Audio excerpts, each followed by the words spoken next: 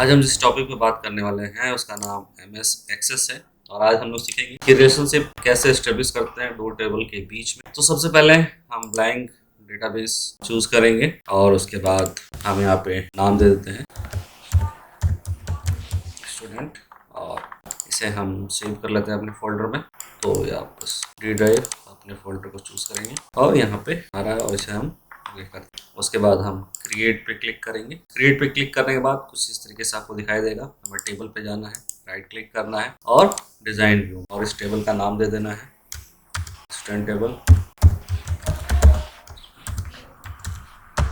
मैंने student table दे दिया और ओके। यहाँ पे हम कुछ फील्ड्स तैयार कर लेते हैं।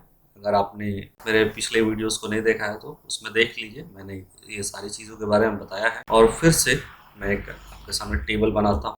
यहाँ पे मैं लिखूँगा आईडी और इसे मैं रखूँगा ऑटो नंबर में। उसके बाद सेकेंड फील्ड होगा स्टूडेंट नेम, इसे मैं शॉर्ट टेक्स्ट में रख लूँगा। उसके बाद एज को मैं नॉर्मली नंबर में फीड कर लूँगा। स्टूडेंट एड्रेस को मैं लॉन्ग टेक्स्ट में कर लूँगा। सिटी को मैं शॉर्ट टेक्स्ट में रखता हूँ। स्टेट को भी शॉर्ट टेक्स्ट में।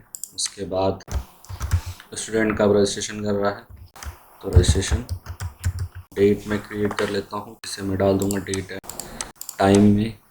उसके बाद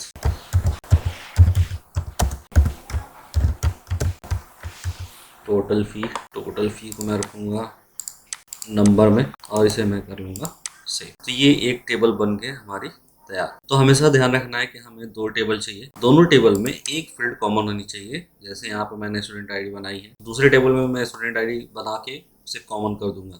अगर आप मोबाइल नंबर रखना चाहते हैं तो मोबाइल नंबर, यानी दोनों टेबल में कोई एक आईडी कॉमन होनी चाहिए। हम वापस यहाँ पे आते हैं क्रिएट और टेबल पे चले जाते हैं टेबल 1। इसे फिर मैं डिज़ाइन व्यू में जाऊँगा, इसे मैं सेव करूँगा एग्ज़ाम टेबल के नाम से, एग्ज़ाम टेबल। ओके, यहाँ पे भी फील्ड मैं क्रिएट करूँगा।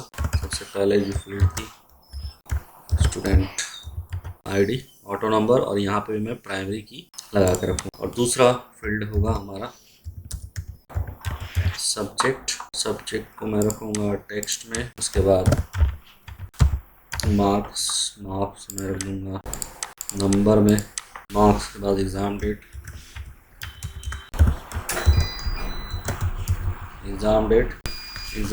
को मैं रख दूँगा डेट एंड टाइम में। और उसके बाद ग्रेड में रख दूँगा शॉर्ट टेक्स्ट में। इस तरीके से हमारे दोनों टेबल बन के तैयार। और अब हम चलते हैं इसे वापस व्यू में जाकर डेटा स्टूडियो में। तो सबसे पहले हम स्टूडेंट का नाम लिख लेते हैं अमित। तो हमने दो टेबल बनाया था और दोनों टेबल में इस तरीके से हमने डेटा रख लिया है। एग्जाम टेबल में इस तरीके से हमने डेटा को एंटर किया है और स्टूडेंट टेबल में भी हमने डेटा को एंटर कर लिया है। अब दोनों टेबल के अंदर हम रिलेशनशिप क्रिएट करेंगे। तो रिलेशनशिप क्रिएट करने के लिए हमें डेटाबेस टूल में जाना है और यहाँ रिलेशनशिप का टैब दिख रहा है। हम जैसे ही इस पर क्लिक करेंगे इस तरीके से हमारे पास रिलेशनशिप का टैब ओपन हो जाएगा। उसके पहले हमें ये दोनों टेबल को क्लोज करना होगा। यहाँ से मैं इसे क्लोज कर लेता हूँ और यहाँ से मैं स्टूडेंट टेबल को ऐड करता हूँ और एग्जाम टेबल को। तो आपको दिख रहा होगा कि इन दोनों टेबल्स में हमारे पास इस टेबल में स्टूडेंट आईडी कॉमन है और इस टेबल में भी हमारे पास स्टूडेंट आईडी कॉमन है। तो इस स्टूडेंट आईडी को हम यहाँ से ड्रैग करेंगे और इस स्टूडेंट आईडी के ऊपर लाके छोड़ देंगे। और जैसे ही छोड़ेंगे हमारे पास एक इस तरह का डायलॉग बॉक्स खुल के आएगा और मैं इस पे क्लिक करूंगा इनफोर्स पे और उसके बाद मैं क्रिएट करूंगा। और जैसे ही क्रिएट करूंगा इस तरीके से आप देख सकते हैं कि हमारा रिलेशनशिप बन के तैयार हो गया है। और अब आप देख सकते हैं कि ये डेटाबेस हमारा कनेक्ट हो चुका है। देख रहे हैं कि दूसरे डेटाबेस का टेबल हमारे इस टेबल में ऐड होके आ रहा है। और जैसे ही मैं इस प्लस वाले साइन पे क्लिक करूंगा देख लीजिए आपके सामने डेटा दिख रहा है। और माइनस पे क्लिक करेंगे तो ये सिर्फ हमारी जो मेन टेबल है वही दिखाई देगी, रिलेशनशिप वाली टेबल नहीं दिखाई देगी। वैसे मैं स्टूडेंट वाले पे चला जाता हूँ तो यहाँ पे भी मेरे पास रिलेशनशिप क्रिएट है। तो जैसे मैं इस पर क्लिक करूँगा तो इस तरीके से मेरे दोनों टेबल का डेटा एक ही टेबल में मुझे दिखाई दे रहा है।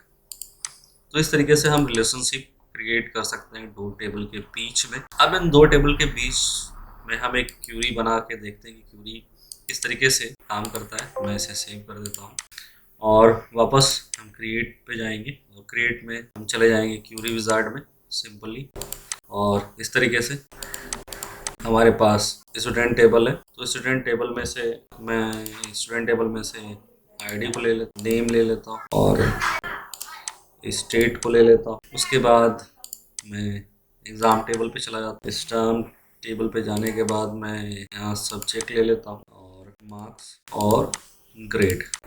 तो इस तरीके से मैंने ले लिया है और नेक्स्ट पे क्लिक करूँगा, डिटेल पे रहने दूँगा, फिर नेक्स्ट रन क्यूरी, यहाँ स्टूडेंट टेबल क्यूरी मैं फिनिश करूँगा। और जैसे ही मैं फिनिश करूँ इस तरीके से देख सकते हैं कि मेरे दो टेबल में से फिल्टर करके एक डेटा निकाला है जिसमें से आईडी है, स्टूडेंट नेम है, स्टेट है और उनका सब्जेक्ट कौन सा है, और मार्क्स और ग्रेड। इस तरीके से आप दो अलग अलग टेबल से भी क्यूरी तैयार कर सकते हैं। जैसे यहाँ पे आप देख सकते हैं इस एग्ज़ाम टेबल में कहीं पे भी स्टूडेंट का नाम नहीं है और स्टूडेंट टेबल में कहीं पे भी स्टूडेंट की मार्क्स का कोई भी जिक्र नहीं है। इस तरीके से आप रिलेशनशिप बना सकते हैं और क्यूरी बना सकते हैं। तो आज की इस वीडियो में इतना ही, नेक्स्ट वीडियो में। Thank you.